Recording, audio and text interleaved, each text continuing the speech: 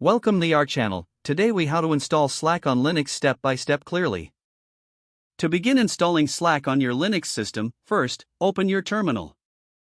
Check your current Linux distribution by typing lsb_release a and pressing enter.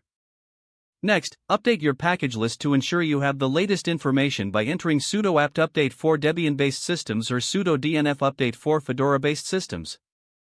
Now, visit the official Slack download page in your web browser. Choose the correct version for your Linux distribution, typically in .deb for Debian-based or .rpm for Fedora-based systems.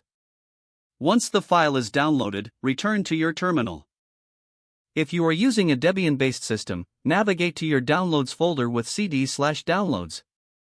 Install the downloaded package using the command sudo dpkgi slack desktop-star.deb.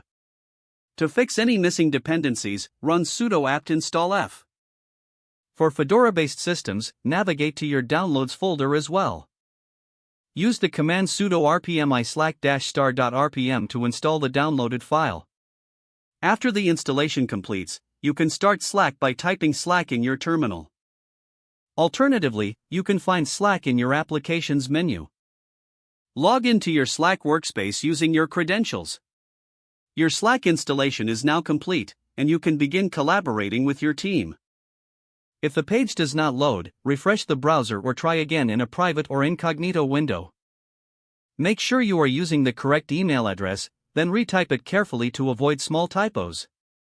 If your password is not accepted, use the reset option and create a new strong password you can remember. Check your spam folder for verification or security emails, then complete any requested confirmation steps. Enable two-factor authentication if available to improve account security and reduce unauthorized access risk. After signing in, review your profile details so your contact information and settings are accurate and current. If you see an error message, note it down and try again after restarting your device and internet connection. Log out when you finish, especially on shared devices, to keep your account and payment information secure. If the page does not load, refresh the browser or try again in a private or incognito window. Make sure you are using the correct email address, then retype it carefully to avoid small typos. If your password is not accepted, use the reset option and create a new strong password you can remember. Check your spam folder for verification or security emails, then complete any requested confirmation steps. Enable two-factor authentication if available to improve account security and reduce unauthorized access risk.